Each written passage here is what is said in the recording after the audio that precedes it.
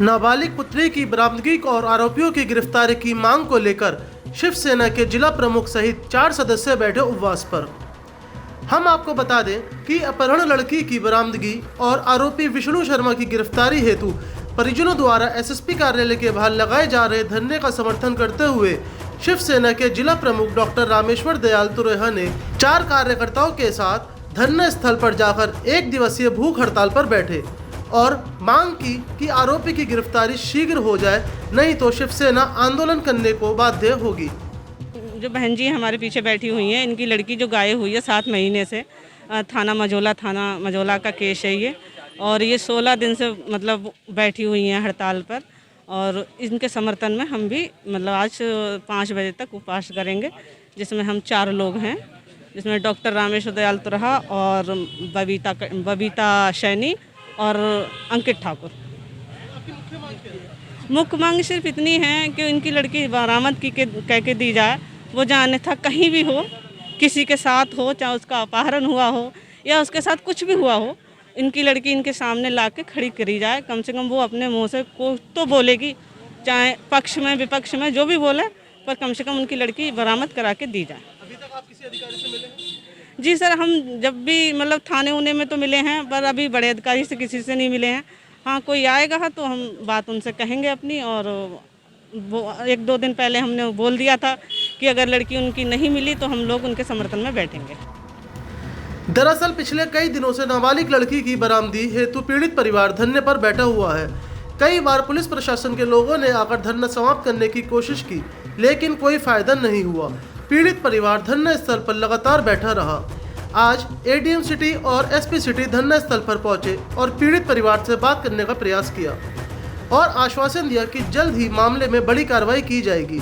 इस बारे में जब एडीएम सिटी से बात की तो उन्होंने बताया कि परिवार को हमने कहा है कि आरोपी को जल्द ही गिरफ्तार कर लड़की को बरामद कर लिया जाएगा, जबकि इस मामले में उचित कार्रवाई की जा रही है। देखिए, कोई स्पष्ट आश्वासन तो नहीं है, लेकिन मैं ये ज़रूर उनको मैंने आश्वासन दिया है कि हम आपके दुख में आपके साथ हैं, एक बात। और जो भी आपकी लड़की को के साथ लेकर के आपकी लड़की को लेके भागा है या गायब हुआ है, हम उसको पकड़ने का पूरा प्रयास करेंगे। अगर हमारे प्रयासों में कोई कमी हो तो इमीडिएट आप हमको बताइएगा। 2 बात। तीसरी बात हमने उनसे ये कही है कि देखिए, किसी भी चीज़ को लेकर के जिद पे अड़ना गलत है। आप हमारा साथ दीजिए। उसके बारे में कुछ क्लू हो सकता है कि हमारे पास ना मिले।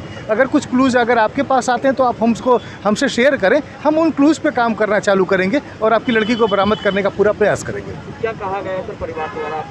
अभी तो परिवार का ये कहना है कि साहब हमारी लड़की को ढूंढ करके लाइए और जो आदमी लेकर के भागा है उसको हमारे सामने उपस्थित करिए। और आप भी जानते हैं कि जिसने भी ये कार्रवाई की है, हम कोई टाइम बाउंड आश्वासन नहीं दे सकते हैं कि हम कल पकड़ लेंगे, परसों पकड़ लेंगे, नरसों पकड़ लेंगे। ये एक सतत प्रक्रिया है, सस्टेबल एक हमारा वो प्रोसेस होता है। हम उस प्रोसेस पे कार्रवाई कर रहे हैं और जिस दिन पकड़ में आएगा हम इनके सामने लेकर के आएंगे। परिवार का धरना भी जारी रहेगा या देखिए, हम कोशिश कर रहे हैं कि इनका धरना ना जारी रहे, क्योंकि जिद पे अड़ने से शायद वो प्रोसेस इतनी जल्दी से ना होने पावे जैसा कि हम कर रहे हैं। बाकी इन्होंने 4 दिन पहले मुझे एक ज्ञापन दिया। हम और एसपी सिटी साहब आए इस सिलसिले में बात करने के लिए, और हमारी इन 4 दिनों की मेहनत भी इनको नज़र आ रही है। इसको उन्होंने खुद भी स्वीकार किया है। हम आगे भी उसी पे कार्रवाई करेंगे। मेरा प्रयास यही है कि ये लोग धरना ना करें, बट अभी तक तैयार नहीं है ये लोग। ठीक है, लेकिन पीड़ित परिवार धरना खत्म करने को तैयार नहीं है। पीड़ित परिवार का कहना है कि जब तक उनकी बेटी की बरामदगी नहीं हो जाती और दोषियों को सजा नहीं मिल जाती, तब तक ये धरना ऐसे ही जारी रहेगा। एसपी सिटी साहब और अधिकारी लोग आए थे, यही एक आश्वासन है कि जल्द से जल्द प्रक्रिया चल रही है, उनकी सब चीज़ हैगी।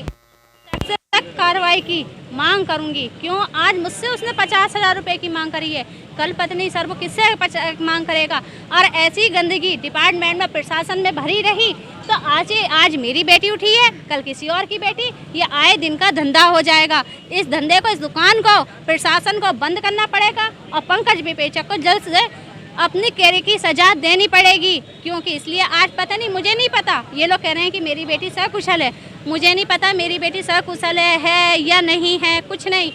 इसी बात से लेकर के मुझे रहती है। फिर भी मैं अपनी हिम्मत बांध के ये कहती हूँ कि अपनी लड़ाई से मैं पीछे आखिरी सांस तक पीछे नहीं हटूंगी। अधिकारियों ने मुझसे, जब पंकज एसआई ने मुझसे 50,000 की मांग करी तो अधिकारियों ने ये कहा कि क्या कहते हैं, पंकज विवेचक बहुत ईमानदार है। मैं अधिकारियों से आज भी यही सवाल मैंने कहा, अगर पंकज विवेचक जैसे ईमानदार हैं तो सर बेईमान कैसे होते हैं? इस चीज़ का मुझे जवाब दे दीजिए।